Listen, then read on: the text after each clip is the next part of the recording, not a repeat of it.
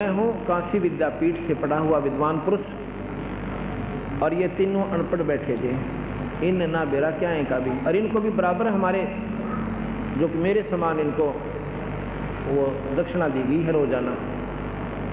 अब राजा ने मंत्री का निराश का डी भाई क्यों, तो आपने क्या देखा यहाँ पर? अब मंत्री फंस गया भाई। मंत्री बोला, मैं बोला जी मैं पता करता हूँ भाई के बात से, मैंने तो ये विद्वान दिखे थे सारे, मैं पता करता हूँ क्या कहानी है, अब पता करो, और नहीं तो आपको जो है ना मैं सजा दूंगा। अब वो मंत्री फंस गया, उसने भी बीच बिचारा करना पड़ गया अपना भी। नो बोला तुम बेवकूफ़ कहो, नो बताओ कहो थे के पहले नो बोला जी मैं तो अपनी कथा करूँ, और ये नो कहता है जो तुम कहे जो वही, जो ये कह वही। अच्छा तुम के आप क्या कह रहे थे? बोला यूँ नो कहता कब तक नंबेगी, कब से नंबेगी। और तुम भाई बोला यूँ नो कहता जी नंबर दे इतने नंबेगी। ये तो माया लूटन आ रहे थे यार। तो मंत्री बड़ा विद्वान था, वो ला लिया सब। तू क्या कथा कर रहा था? अब मैं रामायण पढ़ रहा था, प्रकरण चल रहा था, वे रावण सीता उठा ले गया रामचंद्र जी से वन से, और ऐसे ऐसे। तो राजा बुला लिया कि ऐसे है बात, मैं बताता हूँ। क्या? ये कथा कर रहा था कि रावण सीता उठा ले गया।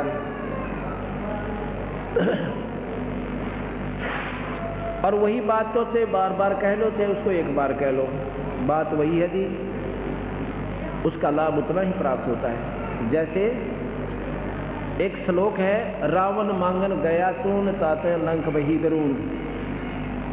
अगर इसने पढ़ ले तो सारी रामायण घूम की पूरी छटोरी का लाभ हमें मिल गया। रावण मांगन गया चून और ताते लंक वही करून, पूरी रामायण हमारे कंप्यूटर की तरह दिमाग में घूम गई। ये जो पढ़ रहा था कि रावण सीता ठा ले गया, और ये न्यू कहता जी जो ये कह रहा बिल्कुल ठीक है। नो सोच लो इसका सेकंड कर रहा था, यो कथा कर रहा था, नो सोच लो इसकी भी कथा गेल होगी। चलो भैया भी मान ली, पर यूं ये क्या था, कब तक नंबेगी, कब तक नंबेगी। ये यूं कह रहा था रावण तने जुल्म तो कर दिया, पर कब तक तेरी पार पड़ेगी, सीता उठा के ले रहा। ये यूं कहता भाई कब तक नंबेगी, रावण तने गलती कर दी। और यूं के कहता भाई ये नो का था नंबर दे इतने नंबर। रावण के मन में न्यो थी कि देखी जाएगी इतना तो नंबर, इतना तो नंबर जाके देखूंगा, देखी जाएगी जो होगी, क्योंकि सभी इस बात पर सेट हैं आगे की देखी जाएगी। चोर चोरी करता वो भी न सोचा देखी जाएगी। तो यूँ नो कहता भाई नंबर दे इतने नंबर, नंबर दे इतने नंबर। रावण नो सोच रहा था, और बक्कल उतरा उसका आख्या। क्यों भाई, क्या मैं फर्क पाया इसमें? जब नाटक भाई मैं नो नहीं कहूँ था भाई है, तो वह गलती होगी। दूसरा इसमें एक कारण और बताते हैं कि राजा के ना, ये दूसरी कहानी है। तो इस प्रकार अब हमने इसको रोजी रोटी का कारण बना लिया। एक समय एक जब हमने नाम नहीं लिया था, ये बात फिर याद आए। एक गांव था छोटा सा, उसमें एक किसी की मौत होगी। पंडित जी ने तो वहाँ ले गए, क्योंकि वो ज़्यादा जरूरी काम समझागा भी, अंतिम संस्कार के समय काफ़ी समय लगना था। और बोला पंडित जी, दूसरा एक और था, वो जा रहा था कि बाहर, एक और था उड़ा ने बोला वो भी चला दे है काम सा, उसने बुला ले। वो फेरा उल्टी किताब पकड़ रहा, और लक्ष्मी चंद की रागनी गाओ माए माए, और वो फेरे करवा दिए, चलो बचाते हो। तो यहाँ तक सीमित हो गया। तो कहने का भाव यह है कि विद्वता को बर्बाद कर दिया और सतमार्ग को खराब कर दिया। ये भोली आत्मा फिर जावा कहाँ बेचारी, जिन्हें ABC का बिना बेरा भक्ति के मार्ग का। इस प्रकार भूत जुनी जहाँ छूट है, पिंड प्रदान करंत, और गरीब दास जिंदा कह नहीं मिला भगवान। जय सतगुरु की संगत करते तेरे सकल कर्म कट जाई, अमरपुरी पर आसन होते जहां धूप ना छाए। यदि तुम पूर्ण संत की शरण में आ जाते, ना कनागत काटने, ना माता दोकनी, ना पिंड बरवानी है, और ना कि तो प्रेत सलाह पर जाना, ना 84 में जाना। ये सारा झंझट मिट जाता है।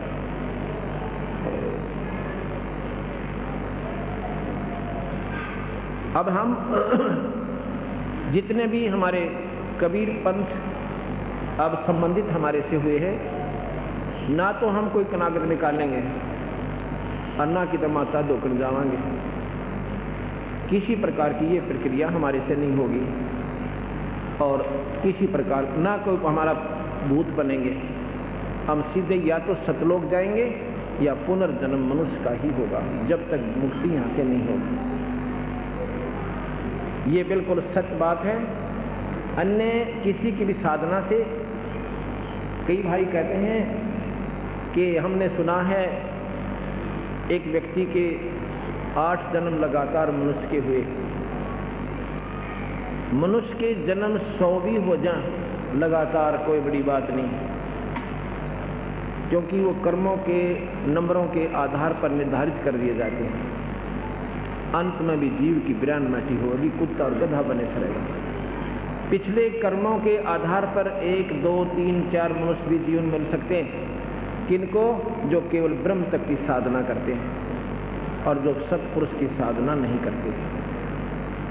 अंत में भी फिर वो पशु दुनिया में जाएंगे। इस काल का इतना लंबा जाल है। कैसे? एक राबिया नाम की लड़की थी, राबिया। उसको कबीर साहब मिले थे, भक्ति में बहुत ज़्यादा उसकी रुचि थी और पिछले अपने शास्त्रों के आधार से उसके जन्म जन्मांतर की घनी कमाई इकट्ठी हो रही थी। जिन पुण्य आत्माओं की पिछली पुण्य कमाई ज़्यादा है, वही आज सत्संग में समय निकाल कर आ रहे हैं, दूसरे नहीं आ सकते।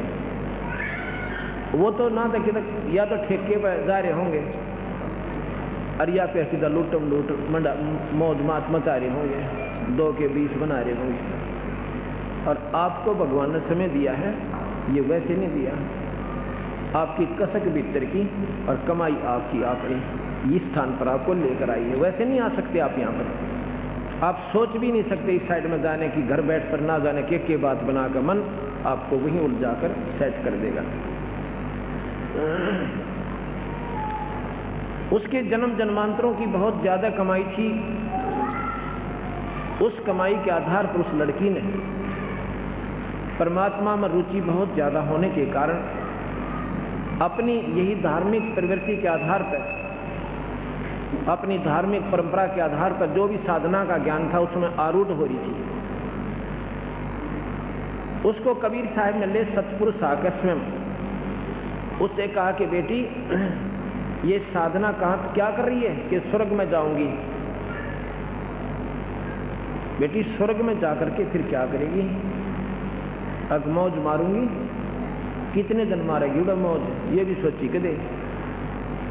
अग जी मौज कितने दिन मारूंगी? स्वर्ग में रहूंगी। अग ना, स्वर्ग में नहीं रह सकती। स्वर्ग के अंदर इतने दिन रहोगे जितने तेरी पुण्य कमाई है, उसके बाद नरक में भी जाएगी और फिर 84 में जाएगी। ये काल बलि का जाल है। वो सारी कहानी सुनाई जो मैं सुनाने लग रहा हूँ आपको परसों से। उस लड़की के बात समझ में आ गई। नो बोली जी मैंने फिर मेरा रास्ता बदल दो, अग नाम ले बेटी, उस परमात्मा का ध्यान धरो। अब सतगुरु ने नाम दिया। संत जब नाम देते हैं अपनी भक्ति शक्ति का अंश प्रवेश करते हैं और उससे फिर वह भक्ति प्रफुल्लित होती है। वैसे नहीं आप राम नाम ले सकते, ना सत्संग सुन सकते। अब 2-4 वर्ष तो उस लड़की ने साधना की। उसके बाद समाज के इस उलझेड़े में फिर उलझ गई।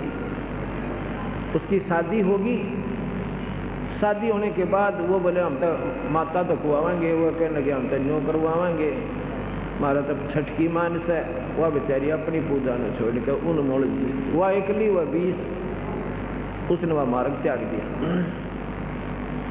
उसके बाद उसका शरीर पूरा हो जाता है हिंदू धर्म से। फिर वो मुसलमान धर्म में राबिया नाम की लड़की बन जाती है। भगवान के घर में हिंदू मुसलमान नहीं है, ये हमारी चौंध से हमने पला रखी। परमात्मा के घर में ना कोई हिंदू है, ना कोई क्रिश्चियन है, ना कोई मुसलमान है, और ना कोई जाति और पाति, एक जीव है उसकी संज्ञा में। और उस जीव का जहाँ भी संस्कार है उसी व्यक्ति के साथ जोड़ देगा, चाहे वो मुसलमान घर में है और चाहे वो क्रिश्चियन के घर में है, चाहे हिंदू और सिख के घर में है। उस लड़की का फिर मुसलमान घर में जन्म हो जाता है। मुसलमान को बाद में बने हैं, पहले कोई हिंदू और मुसलमान नहीं थे, पहले आर्य पुरुष होते थे। आर्य का मतलब श्रेष्ठ जीव। श्रेष्ठ कैसे थे? हमारे समाज में हुक्का, बीड़ी, शराब, तम्बाकू बिल्कुल नहीं था। यदि कोई शराब, मांस, तम्बाकू प्रयोग करता था उसको गांव से निकाल दिया करते थे और उसको कमीन कहते थे।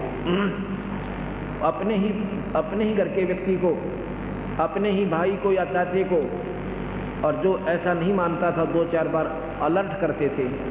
नहीं मानता था, अपनी आदतों से बात नहीं आता था, समाज के प्रदूषण के डर से उसको घर से निकाल देते थे और वो जंगल में जाकर दारू भी पीता रहता था, मांस भी खाने लग जाता था, फिर राक्षस कहलाता था। उसको कमीन कहते थे। कमीन कोई जाति नहीं है, ये कर्म कोई भी कर रहा है वही कमीन कहलाता है, चाहे किसी जाति मजहब से। ऊंच नीच इस विध है लोई, ये कर्म कुकर्म कहाँ मंजोई।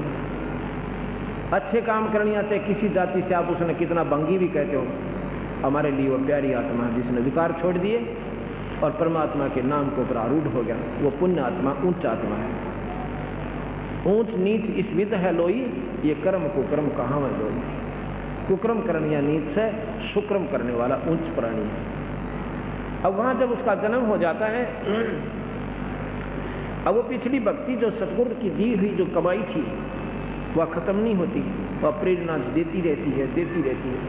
आगे उसके भाग भी कमाई आगे ना बने वो दूसरी बात है। अब इस उदाहरण से आप हिसाब लगाना, ये उदाहरण वैसे नहीं होते, ये आत्मा को झंझोड़ कर धर देते हैं अगर जो विचार करेगा गहराई से। अगर कोई इष्टवादिता या मजहब में फंसा रहेगा तो उसकी अपनी मौज है, लेकिन संत इस बुराइयों से दूर करते हैं।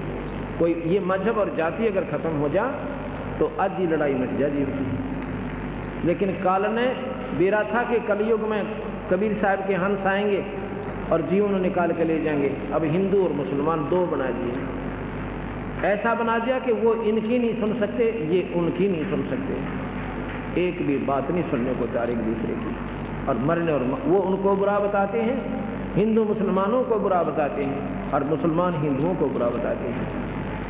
और भाई बुरे सभी हैं, सभी धर्म मजहब में सभी बुरे भी हैं उनमें और बहुत अच्छे भी। बुरे भी प्राणी हैं, अच्छे भी प्राणी हैं, क्योंकि अच्छाई और बुराई कर्म के आधार पर होती है, कोई मजहब के आधार पर नहीं होती। अगर हिंदू ही सारे अच्छे हैं फिर यहाँ पर ना तो पुलिस की आवश्यकता थी और ना इन कोर्ट और कचहरियाँ की। भाई के भाई ना धन लूट लेते, ये व्यवस्था ना होता है। और बाल बेटियां की इज्जत एक मिनट भी सुरक्षित नहीं है, से बेसिक हिंदू की फीत ला रही। और मुसलमान अगर अच्छे हैं तो वहाँ भी कोर्ट नहीं चाहिए थी, ना कोई पुलिस फौज चाहिए थी। क्या आवश्यकता थी उनकी अगर सारे मुसलमान ही गणे बढ़िया, सारे हिंदू माड़े हैं। अच्छे और बुरे व्यक्ति हो सकते, मजहब नहीं होता, वो कर्म से होते हैं। अगर वो कर्म त्याग देते हैं वो पुण्य हो जाते हैं, वो उच्च हो जाते हैं। उन कर्मों को छुटवाने के लिए संत चेष्टा करते हैं, समय समय पर सत्संग करके, सतमार्ग का दर्शन करके, और जो इन पर विचार कर लेगा वो प्राणी पार हो जाएगा, इस संसार के पचेड़े से हट जाएगा। उस लड़की बचपन से उसमें वह पिछली कमाई फिर जोड़ कर गई। अपनी माँ से कहने लगी, माँ मैं शादी नहीं कराऊंगी। उसने उसके पिताजी से बताया कि लड़की दृढ़ता से कह रही है मैं शादी नहीं कराऊंगी। अब माता पिता को चिंता का विषय बन गया, जवान बेटी, और इस समाज में हम कैसे अपने घर पर रख सकते हैं। हम तो 10 साल 5 साल के मेहमान हैं, उसके बाद बेटी का क्या होगा। बहुत विचार लगा के समाज को देखते हुए दोनों माता पिता उस छोरी के पास बुलाकर उसको अपने पास और फूट फूट कर रोने लग जाते हैं। कहते हैं बेटी हम शादी के बिना आपकी शादी अवश्य करेंगे, ये हमारी मजबूरी समझ ले, और नहीं तो हम दोनों आत्महत्या करेंगे अगर तू शादी नहीं करवाओगे। अब लड़की ने सोचा भाई ठीक है, ये नहीं मान रहे हैं कि समाज को ज़्यादा देख रहे हैं। उसने हाँ भर ली, ठीक है मैं शादी करवा लेती हूँ। लेकिन मन में संकल्प कर लिया कि मैं अपने आने वाले उस पति से बात करूँगी। अब परमात्मा कोई ना कोई कारण भी बना देता है जब जिसकी सच्ची लगन लगे। शादी होगी, शादी के तुरंत बाद एक बहुत अच्छे ऑफिसर से, बहुत बड़े अधिकारी से, बहुत पैसे वाले से उस लड़की की शादी हुई, क्योंकि उसके संस्कार प्रबल थे। संस्कारों के आधार पर ही हर प्राणी का संपर्क अच्छे पति पत्नी के रूप में अच्छी व्यवस्था में जाता है। शादी के बाद उसने अपने पति से कहा कि मैं आपसे 2 बात करना चाहती हूँ। वो कहने लगी जी करो, क्या बताओ, क्या बताना चाहते हो। अपनी सारी कहानी बता देती है। कहने लगी मैं बच्चे उत्पन्न नहीं करूँगी। तो वो कहने लगा फिर शादी क्यों करवाई, ये मेरे माता पिता की मजबूरी थी और मेरा दृढ़ फैसला है, मैं भक्ति करके अपना आत्म कल्याण कराना चाहती थी। मेरे माँ बाप ने मेरी कतई नहीं सुनी। उन्होंने कहा कि हम आत्महत्या कर लेंगे, तू शादी नहीं करवाओगी। तो मैंने उस दोस्त से बचने के लिए मैं वहाँ से आ गई। अब मैं आपसे प्रार्थना करती हूँ कि मैं बच्चे पैदा नहीं करूँगी, मैं भक्ति करना चाहती हूँ। यदि आप स्वीकार है आपको तो ठीक है, और नहीं तो मैं सुसाइड करूँगी। मैं जी नहीं सकती, मैं अपना जीवन खो दूँगी, मैं मर जाऊँगी। ये मेरा अंतिम फैसला समझ लेना। तो उसने सोची भाई मैं क्यों खाम खा इसके इसी पुण्य आत्मा के लिए बाधक बनूं। वो कहने लगा फिर एक बात सोच लो, समाज हमारे भी है, इज्जत मेरे भी है, घर से बाहर नहीं जान दूंगा, तेरा न्यारा मकान बना दूंगा और 2 नौकरानी छोड़ दूंगा तेरे लिए, पर रहेगी तो मेरी बहन के रूप में मेरी दृष्टि में, और समाज की दृष्टि में तो मेरी पत्नी के रूप में रहेगी। ने बोली मन मंजूर है। और 100 शुक्र मनाए अल्लाह के खुदा के, हे भगवान, हे अल्लाह आप दूर नहीं हो, आपने बड़ी सुनी मेरी। उसके बाद पति बहन और भाई की तरह उन्होंने अपना जीवन निर्वाह किया। उसने अपनी और शादी करवा ली। मुसलमानों में कई शादियां हो जाती हैं। और उस राबिया के पास जाके और घंटों तक वो परमात्मा के बारे में विचार सुना करता था। बहुत धार्मिक प्रवृत्ति का व्यक्ति था। एक बार क्या हुआ, जब वो 50-55 से ऊपर आयु की होगी, 60 के करीब, मुसलमानों की परंपरा में जैसे अपनी अपनी परंपरा में सबने निर्धारित कर रखा है कि बुढ़ापे में जो हज कर आवे मक्का मदीना जाकर उसकी मुक्ति निश्चित है, और जो वही मर जावा तो गणा बढ़िया, वो तो सीधा स्वर्ग बेस्त में चला जाता है। ऐसी उनकी धारणा है, और संतों के आधार पर ऐसा नहीं है। तो वो कहने लगे जी मैं हज करना चाहती हूँ। वो कहने लगा जी बेशक जाओ। राबिया कहने लगी मैं हज करना चाहती हूँ, अगर आपकी इजाज़त हो तो मैं जा सकती हूँ। अगर जा सकती है, और जा सकती है नहीं, तेरे लिए बैलगाड़ी जुड़वा दूँ किसी भगवान आत्मा के लिए। अगर नहीं मैं तो पैदल जाऊँगी, मेरा मन मानस है पैदल जाऊँगी। अगले वो तेरी सलाह है, नहीं तो तेरी सारी व्यवस्था करवा दूँगा। अगर नहीं मैं पैदल जाऊँगी। और भी जा रहे हैं। उसने देख लिया कि ये तो घर से बाहर भी नहीं निकली 50 साल में, 40 वर्ष में, और मैंने कितना सहेलिया में भी बात करती नहीं देखा इसको, और फ्री कर दी कि आप जा सकते हो महात्मा। चल पड़ी। चलते चलते रास्ते में काफी दूर जब आ लिए तो एक जंगल के अंदर एक कुतिया जो थी प्यासी खड़ी थी, और छोटे छोटे मासूम बच्चे उसके रो रहे थे। इतनी प्यासी थी, अगर उसको पानी नहीं मिले तो वो मर जाए। एक बार राबिया के पैरों में आवे और फिर भाग कर कुएं पर जावे, फिर राबिया के पाँव में आवे, फिर भाग कर कुएं पर जावे। राबिया समझ गई, राबी समझ गई कि इसका ये प्यासी बहुत है। जाके देखती है वहाँ कोई बाल्टी नहीं, कोई नेजू नहीं, कोई रस्सा नहीं, ना कोई पात्र आसपास रखा है। गांव वहाँ से 3-4 कोस से नज़दीक कोई नहीं। और बाहर सुनसान जंगल में एक कुआं था। उधर देख रही है उसके मासूम बच्चे, अगर ये मां मर गई तो ये बच्चे भी गेल मरेंगे। ऐसे कहते हैं दया बिना दरवेश कसाई। अब देखियो, वो भी मुसलमान थी। मुसलमान जो मांस छू है नहीं, जो मुसलमान की परिभाषा है मांस के हाथ भी नहीं लाओ मुसलमान हो तो। और मांस बकै सो भोला, वो नादान आत्मा जो मांस खाता वो मुसलमान नहीं है। तो उस लड़की ने अच्छा ला भी दे, ये पानी नहीं पियाती, माँ मरे इसके बालक मरे। या दया होती है दरवेश माने साधु में। जिसमें दया नहीं वो